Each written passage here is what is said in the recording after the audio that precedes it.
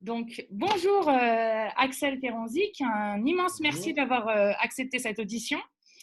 Donc, vous êtes délégué CGT de Luxfer Gerza. Alors, Luxfer, on en parle beaucoup. C'est une lutte que vous menez qui a notamment rassemblé beaucoup de gens dans des pétitions pour demander la nationalisation de Luxfer. Alors, est-ce que vous pouvez commencer par nous présenter un peu ce que c'est Luxfer et pourquoi c'est indispensable dans la crise qu'on vit actuellement?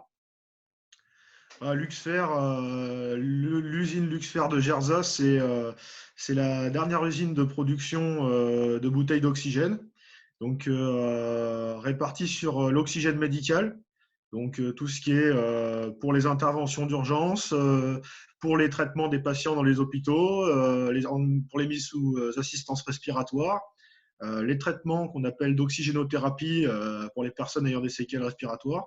Et l'autre grosse partie de notre activité, c'est ce qu'on appelle les ARI, donc les appareils respiratoires isolants des pompiers. Ces bouteilles qu'ils ont dans le dos, reliées au masque pour éviter qu'ils respirent les fumées quand ils interviennent sur des incendies. Donc l'usine, c'était une ancienne usine Péchinet, donc qui a été vendue en 2001 au groupe Luxfer. Et c'était au moment du licenciement 136 salariés et 27 intérimaires. 136 salariés et 27 intérimaires, d'accord. C'est ça. Et après, qu'est-ce qui s'est passé? Après, on nous a donc annoncé la fermeture totale et définitive de notre usine, à la surprise générale, parce que on était une usine qui était très rentable. On venait de développer deux nouveaux produits innovants qui étaient mis sur le marché, qui avaient un gros succès.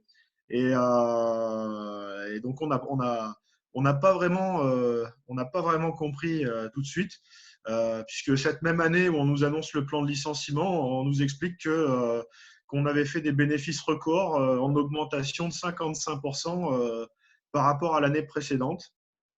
Et s'en est suivi une bataille entre les salariés contre la direction, nous pour sauver notre usine et eux pour la détruire, quoi. Donc qui dure depuis 16 mois, quoi. Et là, vous êtes en arrêt depuis quand officiellement? On a arrêté la production en mai 2019 et la plupart des salariés ont été licenciés en juin 2019. Et toi, par exemple, c'est quoi ton métier exact dedans? Moi, je suis technicien de maintenance. Moi, c'est moi qui, enfin, entre autres, hein, avec mes collègues, qui maintient et qui répare toutes les machines de l'usine, quoi. D'accord, d'accord. Et les autres, ils ont des formations, c'est des formations spécifiques pour pouvoir faire ça ou? La plupart, on a des formations industrielles. On a, pour beaucoup, été formés sur le tas, parce qu'on a des formations plus générales sur l'industrie. Mais bon, que vous êtes dans une laiterie ou dans la métallurgie, ça n'a rien à voir. Donc, c'est beaucoup de formations en interne, quoi. Enfin, D'accord. entre collègues. Et alors, pour raconter un peu cette lutte, donc ils versent des dividendes de manière extrêmement forte.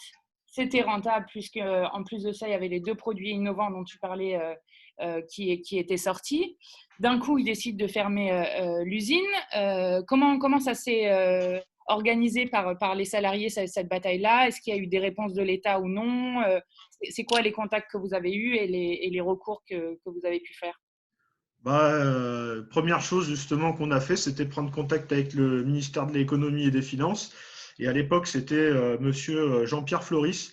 Donc son titre, c'était délégué interministériel aux restructurations, je crois, enfin en tout cas à l'industrie. Et la première chose qu'on nous a fait comprendre, c'est la phrase exacte, je crois que c'était vos emplois, les machines, le terrain, ça leur appartient, c'est le droit de propriété privée. Si un actionnaire veut se comporter comme un enfant de 10 ans et décide de casser son jouet, eh ben on le laissera faire, c'est ça le libéralisme. Donc ça, c'est le premier contact qu'on avait eu. Ça, c'est un État stratège, hein. Voilà, voilà. Et, euh, et derrière, nous, on s'est organisé. Donc, tout le monde nous mettait un peu la pression pour qu'on rentre dans les négociations de ce qu'on appelle un PSE, un plan de sauvegarde de l'emploi, puisque maintenant, un plan de licenciement, ça s'appelle un plan de sauvegarde de l'emploi. Je vois pas vraiment ce qu'on sauve, mais bon. Et nous, on a décidé de ne pas rentrer dans les négociations.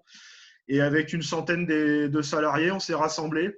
Et pendant plusieurs semaines, on a décidé de construire ce qu'on a appelé, nous, une contre-proposition, c'est-à-dire dire à nos actionnaires, l'argent que vous voulez mettre dans le plan de licenciement, que vous considérez en investissement, nous, on va vous montrer que si vous l'investissez vraiment, ça sera plus rentable que de licencier tout le monde. Donc, on a fait ça pendant plusieurs semaines. On a tout fait chiffrer. Les chefs de projet de développement ont rassemblé toutes les idées des ouvriers, etc. On a essayé de mettre tout ça en forme. On a fait chiffrer ça. On a travaillé avec des experts comptables aussi pour montrer. Et on s'est rendu compte que si ils dépensaient la moitié de ce qu'ils avaient budgétisé pour le plan de licenciement, ils gagneraient 3 fois plus d'argent. Alors, ça fait un peu mal d'aller travailler en expliquant à nos patrons qu'ils peuvent se faire encore plus de marche sur notre dos, mais bon, quand on est au pied du mur, on le fait, surtout que le travail, il n'est pas tombé d'un coup d'un seul, hein.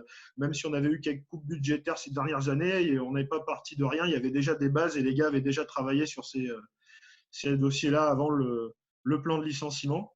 Et la réponse qu'on a eue à l'époque, c'est oui, c'est intéressant, c'est des bonnes idées. C'est vrai que ça pourrait marcher, mais en gros, c'est trop tard. On a fait l'annonce en bourse. Et en gros, ouais, votre truc est plus rentable que le nôtre, mais on vous licencie tous quand même, parce qu'on a déjà fait l'annonce en bourse. Et toujours avec une absence totale de l'État à ce moment-là. Totalement, ouais. Et depuis donc l'épidémie du coronavirus, donc d'abord en Chine, puis qui arrive en Europe, est-ce qu'il y a eu d'autres contacts avec l'État? Est-ce qu'il y a eu des revirements Ouais. sur la manière de faire? Nous, on leur demande depuis plusieurs temps, encore aux questions gouvernement tout à l'heure, de nationaliser Luxfer et on nous fait silence dessus. On avait déjà demandé à l'époque notre nationalisation, qui avait été refusée catégoriquement. Que c'était pas l'idée actuelle. Donc, on était parti à l'époque nous-mêmes à la recherche d'un repreneur. Donc, on a pris le sac à dos, les voitures, et puis on a fait un peu le tour de la France. On s'est fait remballer un nombre de fois incalculable, et puis au bout d'un moment, on a commencé à intéresser quelques personnes. Et on avait trouvé un repreneur à l'époque, qui était un repreneur chinois qui avait repris la fonderie avec laquelle on travaillait et qui était prêt à nous racheter. Malheureusement, il y a eu aussi des problèmes sur le secteur automobile et lui, en Europe, c'était 80% de son chiffre d'affaires. Donc, malheureusement, il s'est effondré avant de pouvoir racheter l'entreprise. Et à l'époque, on avait négocié le plan social parce que c'est très encadré maintenant. C'est les lois, je crois que c'était Sarkozy qui les a mis en place, où on ne peut plus allonger les durées de ce qu'on appelle les consultations pour le plan de licenciement. Donc, au bout d'un moment, il faut comprendre que soit vous partez tous avec zéro, soit vous partez avec un petit quelque chose que vous avez négocié. Et nous, on avait bien insisté pour faire rajouter la sauvegarde de l'emploi, la vraie sauvegarde de l'emploi, c'est-à-dire des négociations avec ce repreneur et des conditions visant à ce qu'on appelle revitaliser, c'est-à-dire relancer l'activité sur l'entreprise, quoi. Et malheureusement, le repreneur s'est effondré après que l'accord a été validé, enfin le plan a été validé. Il faut bien comprendre une chose, hein, c'est que même si le plan il n'est pas valable, que le motif économique invoqué il n'est pas valable, les gens ils sont licenciés sans que personne le regarde, hein, ce motif. C'est la seule chose qu'on regarde, c'est s'il y a eu des négociations entamées entre les syndicats et la direction, et si on vous a remis les papiers en temps et en heure. Donc même si c'est complètement illégal de vous licencier, on vous dit vous ferez valoir vos droits au prud'homme, sauf que ça prendra des années et la boîte elle sera pas réouverte. Donc on vous dira vous n'aviez pas le droit d'être licencié, mais ce qui est fort, c'est que les ordonnances Macron, ça en plus, ça a plafonné. Donc, ils savent déjà combien ça va coûter. Donc, voilà. Donc, et derrière, on avait cherché d'autres preneurs. On avait travaillé des projets avec plusieurs industriels. C'est jamais allé vraiment au bout parce que notre direction n'a jamais voulu jamais vraiment voulu sauver cette usine. Au contraire, hein, ils font tout pour la flinguer. Et on s'est dit, après tout, depuis le début, nous, on a travaillé les projets, on a tout fait chiffrer, on a démarché nous-mêmes des clients, des marchés. Pourquoi on ne se lancerait pas nous?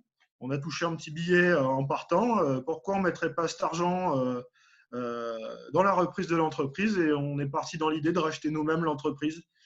Et encore une fois, donc on avait monté un projet conséquent, hein. On avait eu plus de 2 millions d'euros de propositions de financement, des propositions auprès des banques, etc. C'est encore une fois notre direction qui a refusé, euh, qui nous a dit exactement, restez à votre place. Ah, c'est On vous fou. a donné, Refusé, ok. voilà, donc refusé.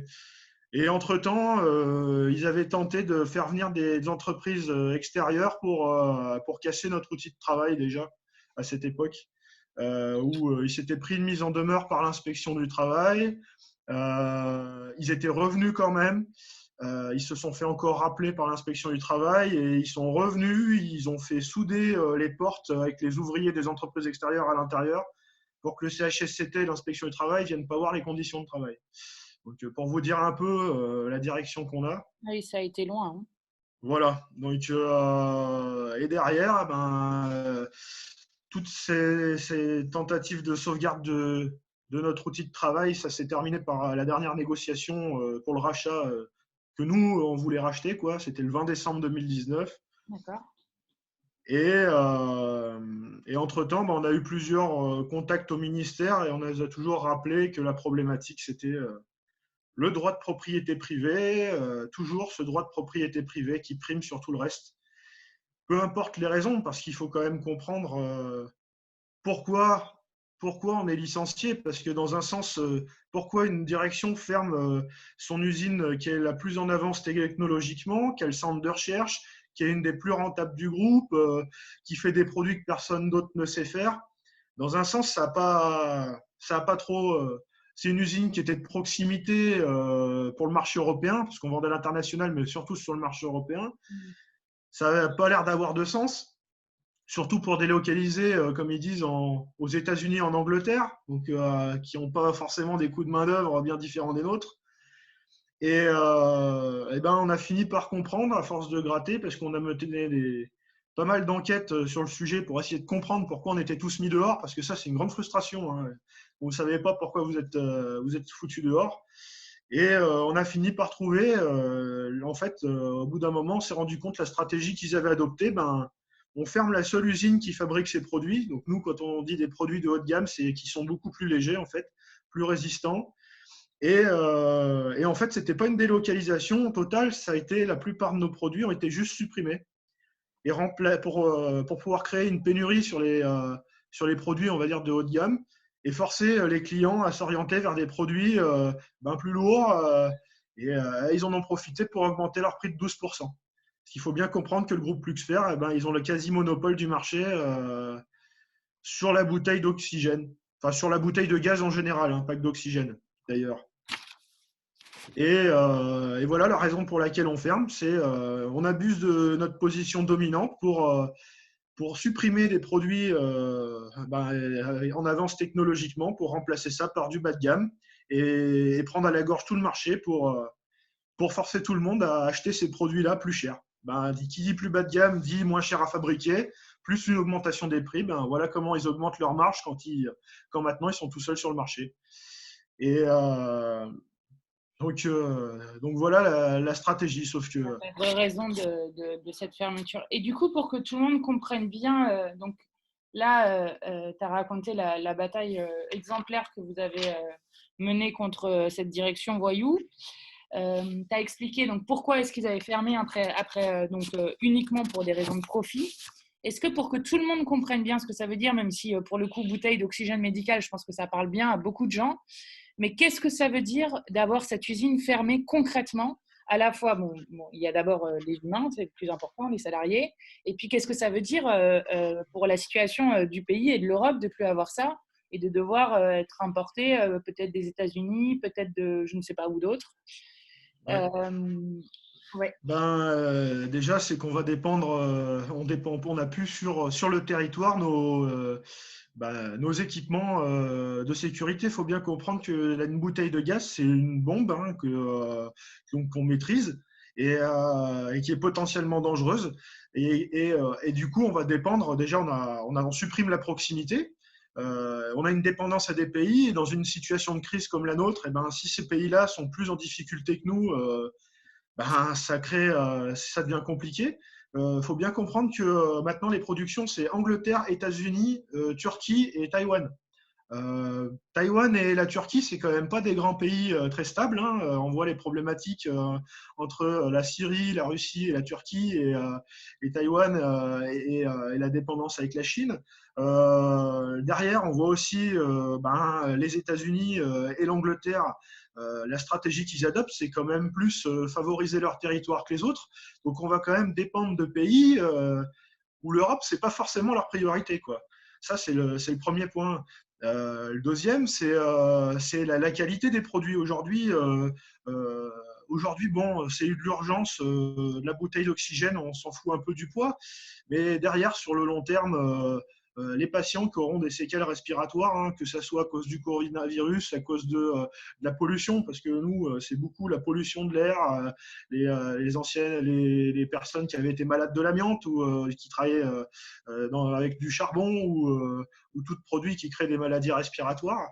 Il faut bien comprendre que le réchauffement climatique, ça engendre une pollution supplémentaire et des problèmes respiratoires supplémentaires. Et Aujourd'hui, une personne malade, on peut oui, même, si tout à l'heure tu disais aussi que vous faisiez les bouteilles pour les pompiers, ouais, si on parle changement climatique, si on a des épisodes d'incendie en ouais, Europe ou comme ça a eu lieu bon, en Sibérie, mais aussi en Australie, ça c'est des choses, je pense que c'est effectivement aussi ouais. extrêmement primordial d'avoir ce matériel-là, quoi.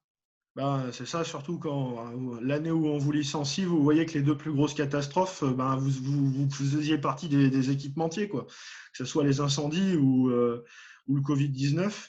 Et pour reprendre, ce que je disais, c'est que les malades là qu'il va y avoir, qui vont être affaiblis, je pense que rajouter du poids et rajouter un prix, un coût, c'est nous tous qui allons le payer, hein, parce que pour la France, hein, je parle, mais nous on vend pour l'international, mais pour la France, les pompiers, c'est les États qui achètent, hein, comme la plupart des autres États. Pour le médical, soit c'est les hôpitaux publics, donc c'est le contribuable, mais pour les hôpitaux privés, derrière, les soins sont quand même remboursés par la Sécu. L'oxygénothérapie, c'est un traitement des patients chez eux, c'est aussi remboursé par la Sécu. Donc au final, cette baisse de qualité, cette augmentation des prix, c'est à notre détriment. Donc, quand on nous parle de trous dans le budget de la sécurité sociale, etc., et qu'on laisse faire des choses comme ça derrière, parce que l'État français a une double responsabilité, non seulement en tant qu'État où se trouve l'usine, mais en tant que client final aussi sur ces approvisionnements. Bien sûr. Donc, et la problématique qu'il peut y avoir sur le Covid-19, c'est aujourd'hui, c'est une alerte qu'on avait lancée, mais déjà bien avant le coronavirus, c'est justement la stratégie qu'avait adoptée notre direction qui avait créé des gros retards d'approvisionnement. Et aujourd'hui, on a juste interpellé le ministère en leur demandant, voilà, les retards, c'en est où? Est-ce que le stock qu'il y a, avec les retards qu'il y a eu depuis un an, est-ce que le stock disponible de bouteilles d'oxygène va permettre de faire face à l'évolution de la pandémie? Mais pas que en France, parce que toute l'Europe, nous, c'était Europe, Afrique du Sud, Afrique du Nord, Russie, Asie de l'Est et Australie, hein, quand même.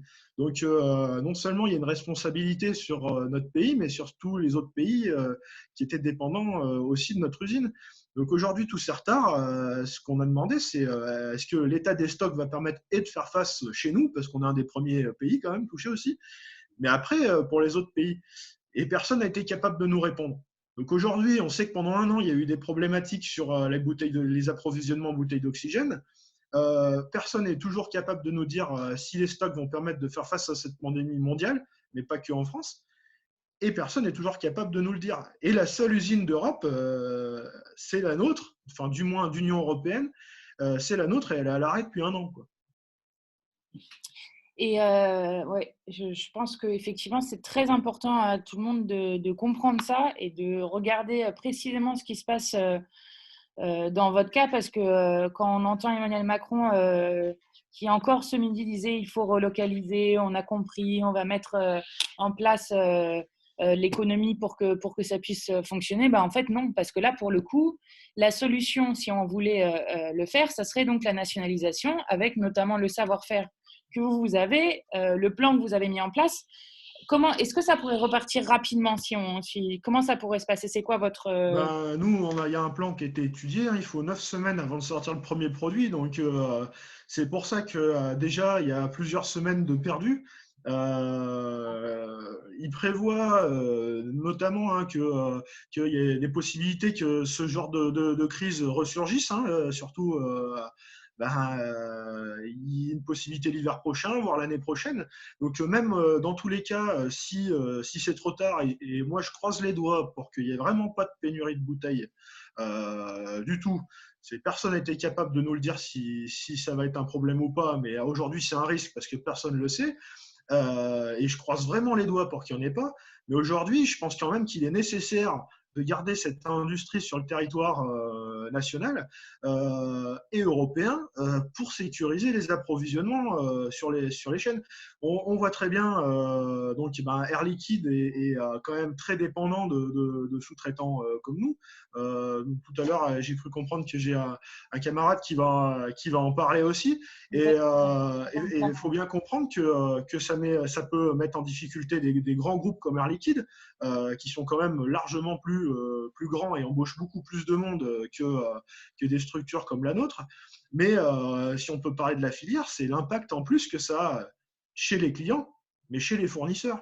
Nous, aujourd'hui, on n'en parle pas, mais c'est pas 136 salariés et 27 intérimaires. Hein. Il y a 39 personnes chez la fonderie Sabara Aerotech qui a plus de travail à cause de décisions de Luxfer. C'est Colortech qui a perdu une énorme partie de son chiffre d'affaires. Marquage Moderne, de la même manière, qui avait investi juste avant le plan de licenciement dans des lignes pour nous. Aujourd'hui, c'est un impact total. Et quand des multinationales prennent ce genre de décision, ça va impacter pas que l'usine Luxfer, ça va impacter tous les sous-traitants, toute la filière, les clients, les sous-traitants. Et derrière, ceux qui en pâtissent, c'est nous, hein, c'est les citoyens français, européens, c'est le contribuable qui va payer le fait qu'on laisse s'engraisser des multinationales sur le dos de tout le monde, quoi. Parce qu'on peut pas, pour moi, quand on vous dit constamment que le droit de propriété privée prime sur tout, c'est faux. Quand vous avez une direction qui fait venir des bulldozers pour casser l'outil de travail, pour empêcher de recréer de l'emploi dans une région, ça s'appelle un abus de droit. C'est un abus de droit de propriété. Donc on ne peut pas sacraliser le droit de propriété privée en disant que ça autorise à tout et n'importe quoi. Ça, c'est faux. Et encore pire, c'est en Europe, d'utiliser sa position de monopole pour prendre à la gorge tout un marché, c'est aussi illégal. Ça ne respecte même pas les lois, les limites capitalistes qui ont été fixées par l'Europe.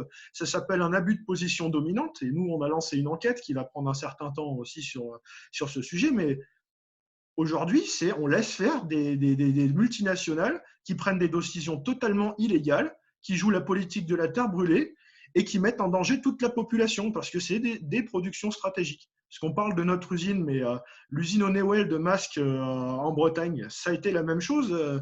Si on s'attarde sur beaucoup de problématiques et de pénuries qu'il y a pour le coup, qui commencent vraiment à se faire sentir quand on peut parler des masques, etc. On voit qu'il y a des problématiques c'est pas que sur une industrie, c'est l'industrie en général, c'est les approvisionnements stratégiques. Et même, là, on parle de matériel, mais on peut parler de l'humain aussi. Sur tout le secteur médical, on voit bien, ça faisait des mois et des mois qu'ils se plaignaient, je ne veux pas dire ils se plaignent, parce que c'était réel. On voit comment ils galèrent aujourd'hui, mais on voit bien qu'il y avait un problème. Et que ça soit sur les approvisionnements, sur les moyens humains et matériels des hôpitaux, ça fait des mois, voire des années que c'est déjà dénoncé. Donc, on ne peut pas dire qu'on a été pris de court, quoi. Oui, et du coup, ça arrive à la deuxième question. Donc ça, c'est ce qu'on pourrait faire si l'État était anticipé les choses, relocalisé vraiment, était à la hauteur de l'urgence sanitaire dans laquelle se trouve notre pays et le monde actuellement. Donc, il remettrait en place la production pour que le plus vite possible, donc après 9 semaines, elle puisse recommencer pour nous, pour les pays qu'on pourrait aider. Et c'est ce que tu as cité aussi dans la liste de pays. L'autre question, c'est qu'est-ce qui aurait dû être mis en place? Est-ce que les outils sont déjà mis en place? Est-ce que c'était juste un manque de volonté politique pour arrêter la manœuvre spéculative qu'a fait la direction, enfin, ou est-ce qu'il manquait des outils et qu'il faudrait mettre en place pour la suite? J'ai lu notamment que la loi dit Florange s'applique que pour les entreprises de plus de 1000 salariés, que vous en comptiez, je crois, 973. Voilà. C'est quoi que vous préconisez vous là-dessus? Ah, je pense que c'est des deux, moi. Je pense qu'il y a une manque de volonté politique et je pense qu'il y a. De toute façon, ça va de pair, hein, puisque les outils, c'est eux qui les ont enlevés, hein. Donc, c'est un manque de volonté politique, mais en fait, c'est une volonté politique, mais pas dans le bon sens, puisque les outils, ils ont été supprimés. Aujourd'hui, quand vous laissez, quand l'inspection du travail n'a plus à juger le motif économique et qu'on peut on peut licencier des gens et les mettre dans la précarité alors que c'était une boîte qui était bénéficiaire et qu'il était encore plus, quand en plus on fait des cadeaux supplémentaires pour que les salariés qui veulent faire valoir leur préjudice, eh ben, ils soient plafonnés pour pas que ça pénalise trop les patrons qui ont ce genre de pratique. Quand on fixe la loi Florange certes c'est 1000 salariés, mais déjà c'est invérifiable, puisque nous, la direction avait déclaré 480 salariés. À force de gratter, on est monté à 973, mais il faut bien comprendre qu'aller chercher dans des pays qui utilisent beaucoup de contrats précaires des intérimaires équivalents temps plein en surcroît de travail en République tchèque, bah, je peux vous garantir que personne n'est capable de vous donner les chiffres. Donc aujourd'hui, on était sûrement soumis à la loi Florange, mais la loi Florange, elle oblige pas à grand-chose. Il n'y a aucune obligation de résultat. Pour moi, la problématique, c'est qu'aujourd'hui, on autorise des patrons, on dit, nous, c'est le discours qu'on a eu plusieurs fois, pour qu'un patron, il investisse en France, il faut le laisser pouvoir partir comme il le souhaite. Pas de problème, qu'il parte, mais qu'il laisse tout sur place. Il n'y a pas la peine de devoir saccager un territoire, de devoir saccager des emplois. S'ils veulent partir, il n'y a pas de problème, ils s'en vont. Mais quand on est encore en train de favoriser une entreprise, je prends le cas de la nôtre, qui quitte la France, qui quitte l'Union européenne, quand même, qui prend à la gorge tout un marché et qui met à genoux les clients finaux qui sont quand même les États européens, et qu'on est encore en train de leur faire des cadeaux, moi, c'est des choses que je ne comprends pas. Aujourd'hui, il faut quand même dire une chose, c'est qu'on peut parler de manque de volonté politique, et là, je vais vous en citer une belle, c'est quand même les seuls salariés, parce qu'il y a quand même des salariés sur lesquels on juge le motif économique. Ce sont les salariés protégés, ceux qui ont été élus, donc les délégués syndicaux, CHSCT, etc. Et eux, c'est jugé. Donc nous, l'inspection du travail, elle a jugé que le motif était infondé. La direction générale du travail a fait une enquête au ministre pour lui dire que c'était complètement infondé. Et le cabinet de Madame Pénicaud a décidé, pour faire encore une fleur à notre direction, de valider le motif économique. Donc ça licencie les derniers salariés, mais la plus grosse problématique, c'est pas ça, puisque de toute façon, on allait être licencié quand même. C'est surtout que c'est encore pour favoriser, pour mettre des bâtons dans les roues pour les salariés qui vont attaquer derrière, faire valoir leurs droits. Donc, c'est réellement un manque de volonté politique. On nous dit clairement, on favorisera constamment les multinationales, qu'elles soient étrangères, qu'elles quittent la France, qu'elles quittent l'Union européenne. C'est plus une question de territoire, c'est une question de, on favorise la finance plutôt que ses concitoyens. Ouais, je pense que tu as tout à fait décrit la stratégie qu'ils utilisent effectivement. Peut-être dernière question, Axel, les salariés licenciés, est-ce que la plupart sont toujours dans l'idée où, bon, par exemple, si nous étions en manœuvre politique, tu vois, si on pourrait faire repartir l'usine, est-ce que les salariés, là, pour l'instant, qui ont été licenciés, ils sont pour la plupart au chômage, ils ont repris une activité, c'est quoi à peu près enfin, voilà, le suivi de ces salariés-là? C'est assez compliqué parce qu'il faut bien comprendre que on fait partie des premières entreprises à subir les ordonnances Macron. Donc, on n'a pas été la seule à licencier en même temps dans notre bassin. On était 5 usines, pour tout vous dire, à licencier en même temps. Donc déjà, c'est assez compliqué. Faut bien comprendre que, comme je l'ai dit au début, on a des salariés pour beaucoup qui ont été formés sur le tas. Donc ça a une valeur. Nous, c'était ce qu'on appelait l'école Péchinet, c'est-à-dire avoir fait l'école en interne, où ça avait une vraie valeur, où les collègues, ils ont un vrai savoir-faire, mais ce savoir-faire sur le papier, il n'est pas forcément reconnu. Donc on en a plusieurs qui passent des formations de reconversion, mais c'est quand même très dur de retrouver un emploi. C'est pour ça aussi que les gars sont quand même très attachés à l'entreprise et continuent toujours à se battre 9 mois plus tard, parce qu'il faut quand même rappeler que 9 mois après leur licenciement, ils sont revenus occupés pendant 53 jours, 24 heures sur 24, 7 jours sur 7 pour sauver leur outil de travail. Donc, quand on vous dit que les gars ne veulent pas travailler, c'est pas vrai. Hein. C'est des gars qui sont motivés et entre-temps, hein, ils n'abandonnaient pas leur recherche d'emploi. Hein. Ils allaient faire des recherches d'emploi, ils passaient des entretiens d'embauche. Pour beaucoup, ça ne marche pas forcément. Donc, on doit avoir à peu près 20-25% de personnes reclassées. Et ça, je vous parle de ça avant la crise du coronavirus, parce qu'avec l'arrêt des entreprises, il y en a plusieurs en intérim qui ont perdu, qui ont sûrement perdu leur emploi. On est en train d'essayer de faire le point justement là-dessus. On ne parle pas non plus des pertes de salaire. Il y en a certains, ils ont perdu 4 à 500 euros de perte de salaire. On a des salariés, on a beaucoup de salariés qui ont plus de 50 ou plus de 55 ans, qui n'ont pas de reconnaissance directe de leur diplôme. Et vous avez beau dire aussi qu'il faut qu'ils aillent passer une formation à l'école. Je ne vous explique pas comment c'est dur d'aller passer une formation à 55 ans avec des gars qui ont mon âge, où moi, je n'ai pas quitté l'école il y a si longtemps que ça. C'est déjà plus facile. C'est quand même une grosse problématique. Et on se retrouve avec des gens où on leur dit vous allez vous reconvertir à 55 ans, mais les gars, ça fait 30 ans qu'ils maîtrisent un savoir-faire. Ils ne veulent pas se reconvertir. Ils ont un métier, ils en sont fiers, c'est quelque chose qui était d'utilité publique. Et aujourd'hui, nous, la plupart, on les envoie se reconvertir comme routiers. Vous imaginez, il y a des gars, ils conduisaient des presses de 2100 tonnes. C'était les seuls au monde à réussir à faire filer des alliages très spécifiques et tout. C'était une vraie fierté pour eux. Et aujourd'hui, on leur dit, voilà, si tu sais conduire une presse, tu sais conduire un camion. Donc, en gros, on envoie tout le monde faire routier parce qu'on cherche du monde faire routier. Mais c'est non seulement une perte d'emploi, mais c'est une perte monumentale pour la France en termes de savoir-faire, en termes de connaissances, en termes de richesse industrielle, quoi. C'est ça aussi qu'on perd. C'est des choses des technologies qu'on va perdre. On recule.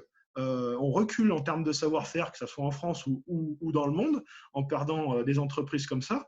Et des gens qu'on envoie faire du travail qui est plus précaire, moins bien payé, qui demande moins de qualifications, alors que c'est des gens avec des grosses qualifications, sur des métiers complexes et très spécifiques. C'est ça. C'est vrai, c'est tout ça, quoi. Ouais, ça c'est hyper important aussi de le dire, la perte de compétences et de savoir-faire, et puis le gâchis humain que ça crée aussi de ne pas vouloir sauver cette usine. Peut-être pour terminer, bon, je pense que tu as donné les informations les plus importantes pour comprendre l'aberration dans laquelle on est aujourd'hui. Bon, nous, on va clairement pas lâcher le gouvernement sur cette question-là. On va continuer à transmettre aussi et à relayer le combat que vous faites. Je sais qu'il y a une pétition qui a été faite. Peut-être que tu as envie de parler de quelque chose, en plus de partager cette vidéo, qui est important pour que tout le monde comprenne, que les gens peuvent faire aussi pour relayer et aider cette lutte exemplaire qui est menée. Ouais, on a une pétition qui s'appelle, je crois que c'est nationalisation de l'usine Luxfer Gerza sur change.org. Donc, ça, on se doute bien que la pétition ne va pas les faire bouger, mais par contre, ça donne de la visibilité. Et plus on a de visibilité, plus on a de gens qui se rendent compte de la situation, plus ça donne de chance à notre entreprise d'avoir une chance de se relancer. Mais pas qu'à notre entreprise, plus ça donne aussi de chance à ce que les gens voient l'envers du décor, voient comment réellement ça se passe, voient toute la problématique et que les gens, parce que notre entreprise, on peut mettre le nom Luxfer dessus, mais on pourrait mettre des centaines d'autres noms d'entreprises qui ont vécu ou qui vivent d'ailleurs toujours la même situation que nous. Si on parle un peu des entreprises Péchinet, qui étaient quand même un grand fleuron industriel français, on était quand même 7 usines menacées de fermeture, 7 anciennes usines Péchinet menacées de fermeture la même année. Donc, ce n'est pas que Luxfer, en partageant cette pétition, ça permet de donner de la visibilité à ce qui est en train de devenir notre industrie en France et toutes les conséquences que ça a sur tous les secteurs qui sont affiliés. Nous, c'est le médical, mais nous, à côté de chez nous, on a la sucrerie de Bourdon qui est aussi en train de fermer et qui fait du sucre. Et que coronavirus, on se retrouve avec on nous a parlé de pénurie de sucre et on a 5 sucreries en France qui ferment. C'est pas que sur le secteur médical, c'est toute l'aberration du système et de tout ce qui se passe dans l'industrie et toutes les répercussions que ça a sur notre territoire, quoi. Que ça permet aussi de mettre au grand jour. C'est ça. Bah, plein de courage en tout cas, et puis un grand Merci. merci Axel d'avoir pris ce temps-là pour nous expliquer tout ça.